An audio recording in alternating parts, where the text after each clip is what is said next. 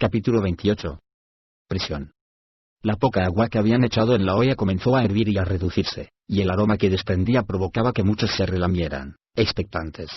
Aquella carne oscura, 9 kilos de perfección cubierta de manteca, brillaba y se doraba mientras la cocinaban a toda prisa, ya que ningún miembro de la banda estaba dispuesto a esperar durante horas para preparar adecuadamente aquel inesperado festín. En el instante en que el cocinero anunció que ya estaba lista, el grupo comenzó a comérsela con avidez, arrancando grandes trozos y metiéndoselos en las hambrientas bocas. Se llenaron los carrillos como si fueran roedores que almacenaran comida para el invierno. De vez en cuando, alguno de ellos se detenía el tiempo justo para hacer un brindis por la nave Rednor, que también los había provisto. Lo único que les había pedido a cambio el hijo del recientemente fallecido gran capitán era que la banda asaltara una caravana. Sin embargo, los bandoleros podían quedarse con todo lo que robaran. «Nos dan comida a cambio de robar comida», observó un pícaro con una risita. «Y nos ayudan a robarla», coincidió otro, señalando un pequeño barril repleto de un veneno especialmente eficaz. Así que vitorearon y comieron, hirvieron y volvieron a vitorear al hijo de Rednor. A la mañana siguiente observaron, desde una serie de colinas bajas y boscosas, como la esperada caravana, de más de 2 docenas de carretas, se abría paso por el camino procedente del sur. La acompañaban muchos guardias, orgullosos soldados de aguas profundas e incluso varios magos. «Recordad que tenemos 10 días completos», dijo Sotintal Magre, el líder de la banda luscana. «Hay que aguijonearlos y salir corriendo, debilitarlos día tras día». Los demás asintieron al unísono. No necesitaban matar a todos los guardias. No tenían que detener todas las carretas. Con que menos de la mitad de las carretas y de los suministros llegaran a Luskan, la nave Rednor estaría satisfecha, y los bandoleros obtendrían su recompensa. Esa mañana, una andanada de virotes de ballesta voló hacia los grupos de las últimas 2 carretas de la fila y alcanzó indistintamente a caballos y guardias. Desde una distancia segura y con balestas ligeras, un ataque como ese apenas habría representado un inconveniente para aquellos viajeros experimentados, pero incluso el más pequeño de los cortes producidos por un virote envenenado hacía caer hasta el caballo de tiro de mayor envergadura. El grupo de guardias que cargó contra los atacantes también resultó diezmado por una segunda andanada más concentrada. Las heridas leves fueron devastadoras. Hombres fornidos se desplomaban sobre el suelo completamente dormidos. Los ballesteros desaparecieron en el bosque antes de que pudiera comenzar un enfrentamiento cuerpo a cuerpo, y desde el otro lado de la carretera un pequeño grupo de granaderos encontró un punto débil y cargó contra las partes más endebles de la caravana, lanzaron sus misiles incendiarios y se batieron rápidamente en retirada. El grupo de guardias que salió a perseguirlos se encontró atrapado en una serie de trampas, troncos que se balanceaban de un lado a otro y pinchos taimadamente enterrados, también con la punta envenenada. Cuando el encuentro hubo terminado, había 2 carretas quemadas, con su contenido incluido, y 2 más tan dañadas que los viajeros tuvieron que desmontar una para salvar la otra. La caravana había perdido varios caballos, bien por el fuego o por las heridas que habían sufrido cuando el veneno somnífero los había hecho desplomarse en el suelo. 3 de los guardias habían muerto en el bosque.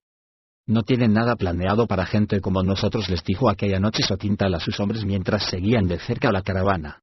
«Es tal y como el enano nos dijo. Piensan que toda la gente que está al norte de aguas profundas acogerá con agrado su paso y la comida y el grano que traen. ¿Un ataque directo realizado por monstruos? Sí. ¿Una banda hambrienta de bandoleros? Sí. Pero no gente como nosotros, bien alimentada y sin necesidad de sus suministros, bien recompensada y que no tiene que entablar un combate directo». Terminó con una carcajada que se extendió por todo el campamento, y se preguntó qué trucos podrían usar él y sus hombres al día siguiente contra la caravana. Una noche más tarde, Sotintal volvió a felicitarse, ya que el pesado pedrusco que sus hombres habían hecho rodar colina abajo había dado de lleno contra otra carreta, 3 destrozarle 2 ruedas, había desparramado sacos de grano por el suelo. Su mayor regocijo llegó 3 noches después, cuando una flecha incendiaria bien lanzada había prendido fuego a la estructura de base de un pequeño puente, previamente rociada con aceite, que cruzaba una corriente bastante rápida, y el incendio que siguió se había llevado 2 carretas y había dejado 5 varadas a un lado del río, mientras los hombres que estaban en la otra orilla, con las 16 restantes, las observaban, impotentes. Durante los 2 días siguientes, los hombres de Sotintal se dedicaron a hostigar a los hombres de aguas profundas mientras estos trataban de encontrar algún vado o de reconstruir algún tipo de puente que les permitiera cruzar con el resto de las carretas.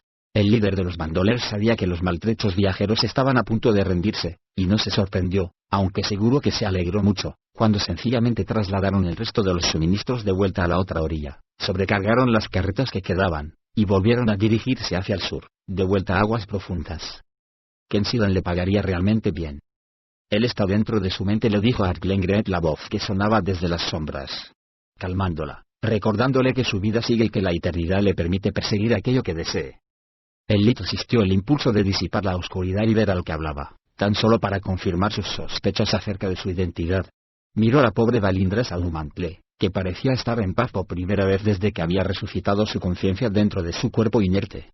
Arklengret conocía muy bien la conmoción que producían la muerte y la no muerte. Tras su propia transformación en Lich, había luchado contra las mismas preocupaciones y pérdidas que habían perturbado tanto a Valindra, y por supuesto, se había pasado muchos años preparándose para aquel momento, que aún lo conmocionaba. La experiencia de Valindra había resultado mucho más devastadora para la pobre elfa. Dada su estirpe, había esperado varios siglos más de vida. En el caso de los elfos, la búsqueda de la inmortalidad no era algo tan profundo como la desesperación de los humanos, que vivían tan poco tiempo. De ese modo, la transformación de Valindra casi había quebrantado su pobre alma, y probablemente la hubiera convertido en un ser de odio puro e inexorable de no ser por la inesperada intervención de la voz de las sombras y su asociado. Me dice que el esfuerzo por mantenerla tranquila será realmente grande, dijo la voz. Al igual que el precio. No lo dudo, repuso Arklengret. La voz rió quedamente por toda respuesta. ¿Qué intenciones tienes, archimago? ¿Con respecto a qué? Luskan. Querrás decir lo que queda de Luskan, replicó Arklengret en un tono de clara despreocupación. Sigues estando entre los muros de la ciudad, dijo la voz. Tu corazón está aquí. Era un lugar provechoso, bien situado para la hermandad arcana, admitió el Lich. Podría serlo de nuevo. A pesar de que no quería seguirle el juego, Arklengret no pudo evitar inclinarse hacia adelante. No igual que antes, eso seguro, pero sí de un modo distinto, dijo la voz. Todo lo que tenemos que hacer es matar a Deudermont. ¿Es eso lo que me estáis pidiendo? Yo no pido nada, salvo que me informes de tus planes. Eso es pedir algo, dijo Arklengret. En muchos círculos considerarían semejante precio como algo extravagante. En algunos círculos, Valindra Salumantle perdería la cabeza. Arklengret no tenía respuesta para eso. Volvió a mirar a su amada. Deudermont está bien protegido, dijo la voz. Mientras permanezca en Luskan no es vulnerable. La ciudad está sometida a mucha tensión, como era de esperar, y el futuro de Deudermont como gobernador dependerá de su habilidad para alimentar a la gente y cuidar de ella. Por eso ha pedido ayuda a sus amigos de aguas profundas, tanto por tierra como por mar. ¿Me pides que sea un bandolero? Te he dicho que no te pido nada salvo que me tengas informado de tus planes a medida que los lleves a cabo, dijo la voz. Pensaba que a alguien como tú, que no necesita respirar, que no siente el frío del mar, le interesaría saber que tu odiado enemigo Deudermont aguarda, desesperado, la llegada de una flotilla procedente de aguas profundas. En este mismo momento estará navegando por la costa, y la blanda panza de los barcos de suministros está tan bien protegida que los piratas ni se plantean atacar. Arklengret se quedó sentado, muy quieto, asimilando la información. Volvió a mirar a Valindra. Mi amigo ya no está en su mente, dijo la voz, y Arklengret la miró más atentamente, sintiéndose más animado al ver que no la invadía la desesperación. Le ha mostrado varias posibilidades, continuó la voz. Volverá con ella para reforzar el mensaje y ayudarla a superar estos momentos tan difíciles. Arklengret se volvió hacia la oscuridad mágica. Estoy agradecido, dijo con franqueza. Tendrás muchos años para devolvernos el favor, replicó la voz, y se desvaneció junto con la oscuridad. Arklengret fue hacia su amada Valindra, y como ésta no le respondió, se sentó y la rodeó con el brazo. Sin embargo, sus pensamientos se habían hecho a la mar. No ha sido un buen invierno, admitió Deudermont ante Drift y Regis aquel día en el palacio. Demasiados hombres muertos, demasiadas familias rotas. Y mientras tanto, los muy idiotas luchaban entre sí, intervino Robillard. Deberían haber salido a pescar, o a cazar, o deberían haber preparado las cosechas y acumulado provisiones, pero, ¿cómo iban a hacer eso? Hizo un gesto burlón y agitó la mano hacia la ciudad, al otro lado de la ventana. Luchaban unos con otros los grandes capitanes disimulando, los rufianes sin gremio asesinando. Drift escuchó cada palabra sin dejar de mirar a Deudermont, que estaba observando desde la ventana y hacía muecas de dolor ante cada una de las cosas que decía Robillard. No se mostró en desacuerdo. ¿Cómo podría hacerlo si se elevaban columnas de humo desde todos los distritos de Luskan y los cadáveres prácticamente estaban apilados por las calles? Había algo más en la postura de Deudermont, algo más que las palabras, y Drift comprendió lo difícil de que había sido el invierno. El peso de la responsabilidad le hundía los hombros al capitán, y lo que era peor, el elfo oscuro se dio cuenta de que también le estaba rompiendo el corazón. El invierno ya ha terminado, dijo el Drow. La primavera trae consigo nuevas esperanzas y nuevas oportunidades. Deudermont volvió en sí por fin, y se animó un poco. Hay señales prometedoras, dijo, pero Robillard volvió a burlarse. Es cierto. El gran capitán Suliac se sentó detrás de mí aquel día que fui elegido gobernador, y desde entonces, ha estado ahí. Y Baram y Tael le han dado muestras de querer establecer una tregua.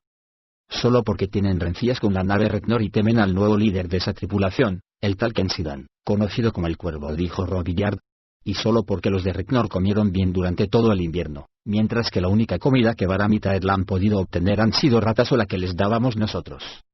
Sea cual sea la razón, contestó Deudemont, los mirabarronos sufrieron mucho con la explosión de la torre de huéspedes, y no han abierto las puertas del distrito del escudo a la nueva Luskan, pero con la venida de la primavera tal vez sea posible convencerlos para que miren las oportunidades que se nos presentan en vez del problema que tenemos detrás.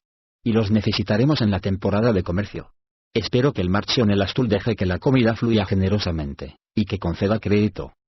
Drift y Regis intercambiaron miradas de preocupación al oír aquello. No confiaban demasiado en el generoso corazón del Astul. Después de todo, ambos habían tratado con aquel hombre varias veces en el pasado, y casi siempre habían abandonado la mesa meneando la cabeza con consternación. La hija del Astul, Aravet, sobrevivió a la guerra y podría ayudarnos con eso, dijo Deudemont, que se había fijado en sus expresiones ceñudas. Todo gira en torno a la comida, dijo Robillard. De quién la tiene y quién la compartirá, sea cual sea el precio. Hablas de Baram y Tael, pero son nuestros amigos solo porque tenemos la carne oscura y los hongos. Curiosa manera de verlo, dijo Drift.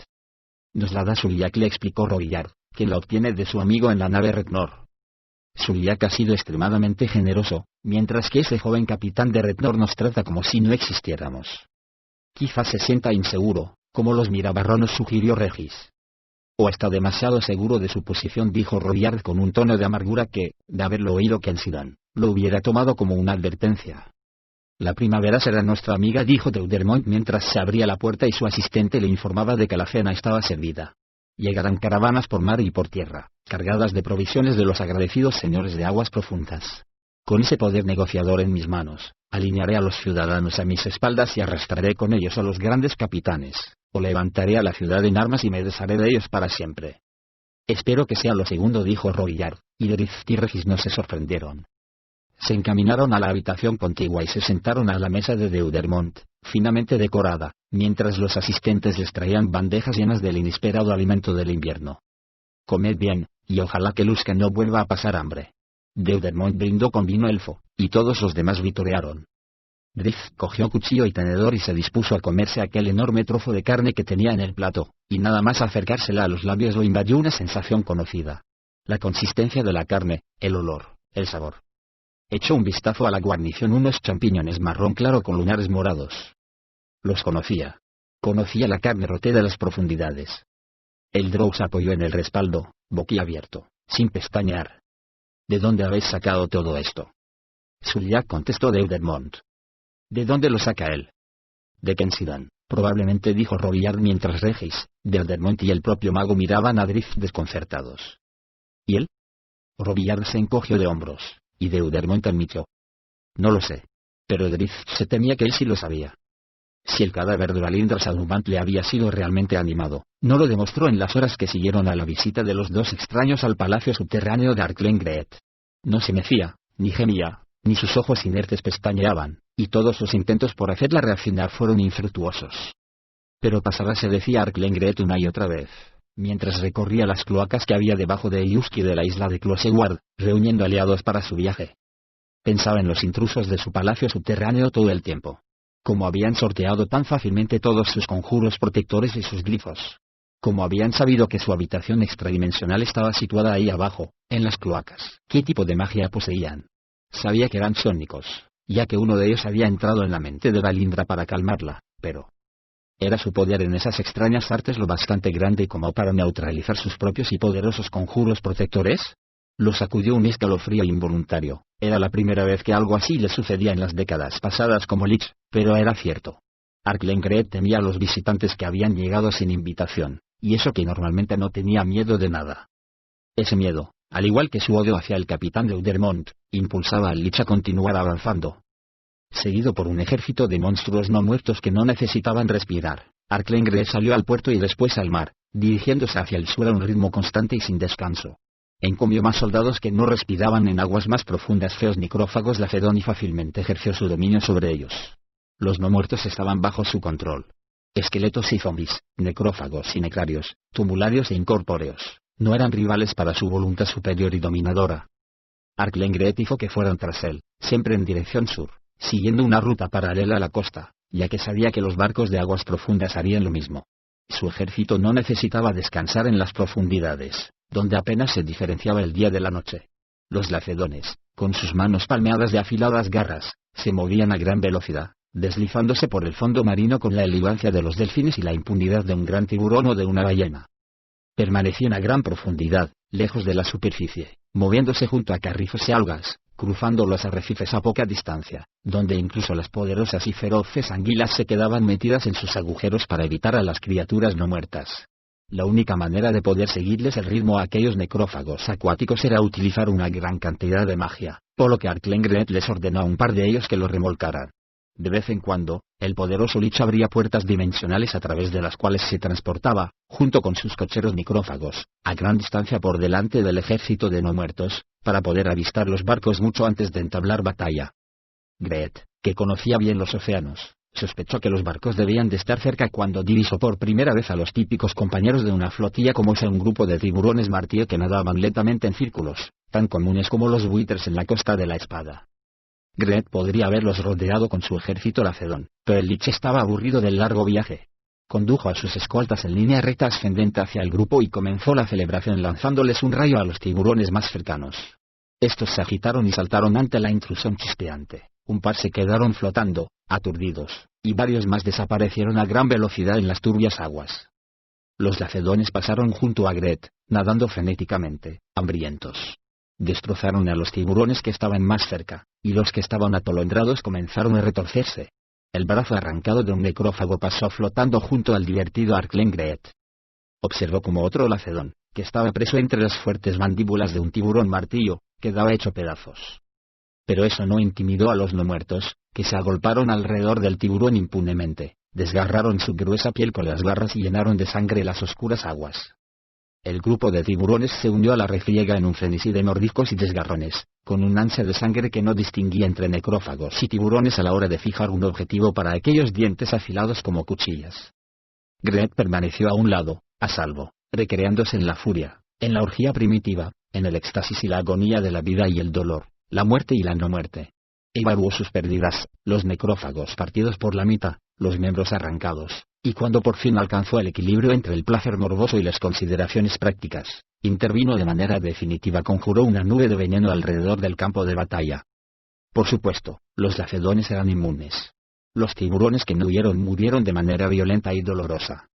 Greet necesitó mucho poder de concentración para controlar a los necrófagos sedientos de sangre, para evitar que persiguieran a los tiburones y obligarlos a que volvieran a la formación y se pusieran de nuevo en camino. Pero poco después el ejército de no muertos siguió adelante como si nada hubiera ocurrido.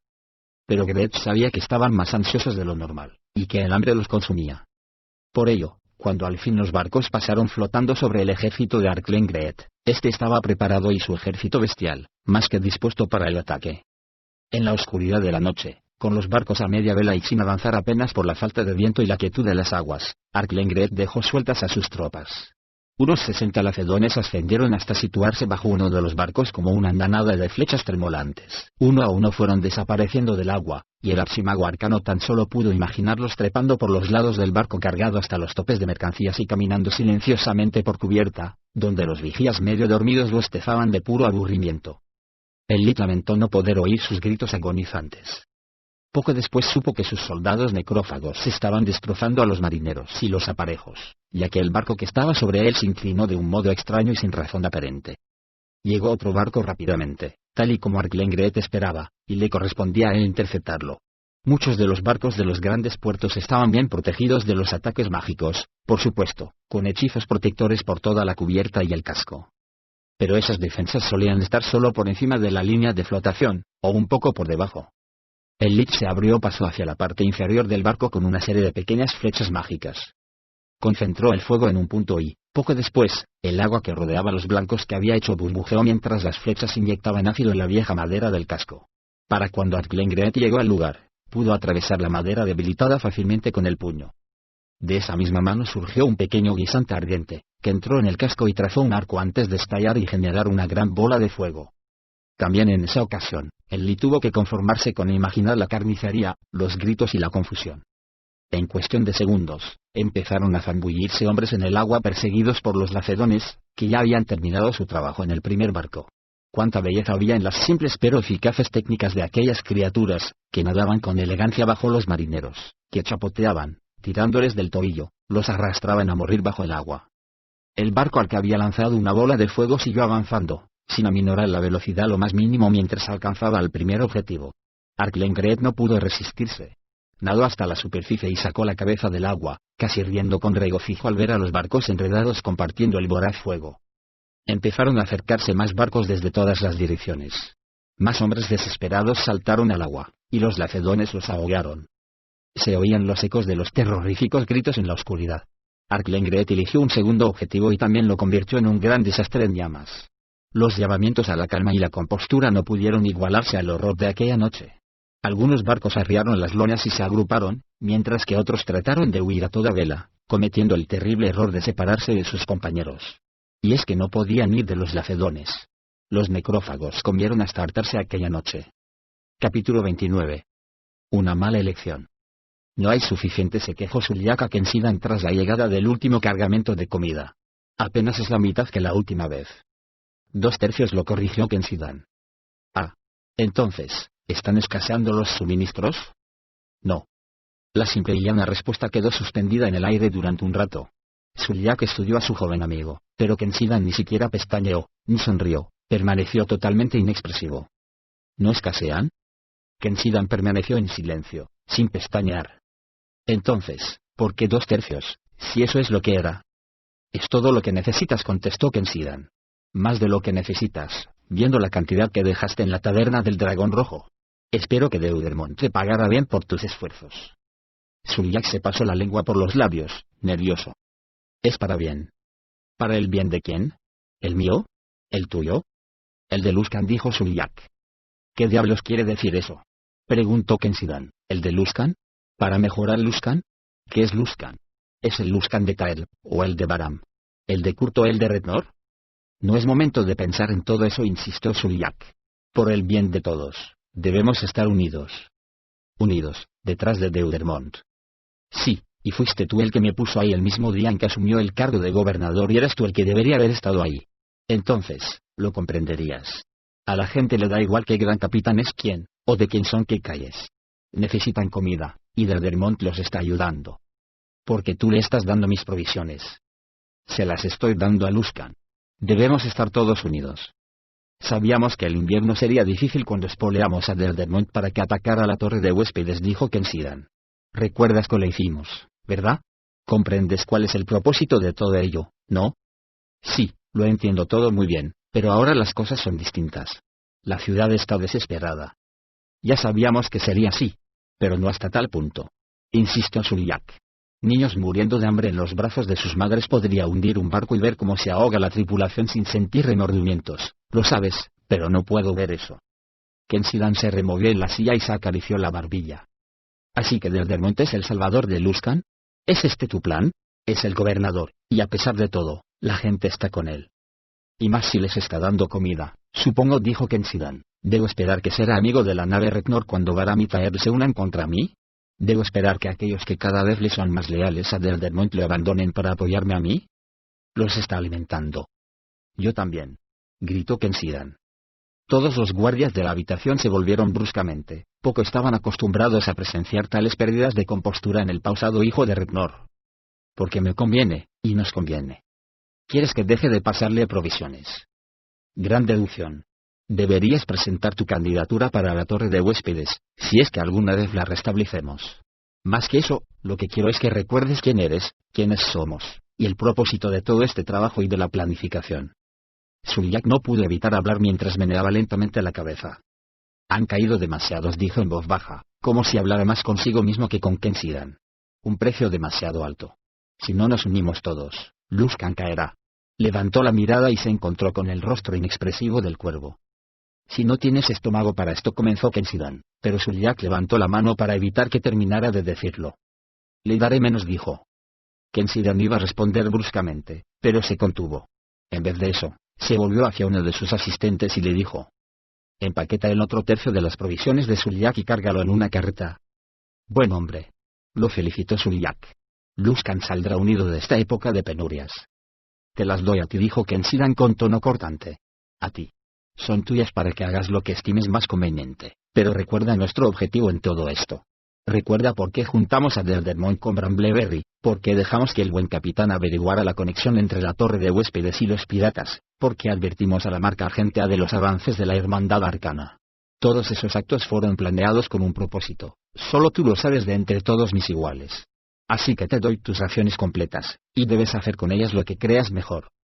Suliak iba a responder, pero se arrepintió y se quedó mirando a Kensidan largamente, midiéndolo, pero el cuervo volvió a quedarse inexpresivo. Suliak se marchó de la habitación con un gesto de la cabeza y una sonrisa agradecida. El enano lo siguió lentamente, esperando a que se alejara lo bastante como para que no pudiera oírlos, antes de susurrarle a Kensidan: «Va a elegir a Deudemont». «Mala elección», contestó Kensidan.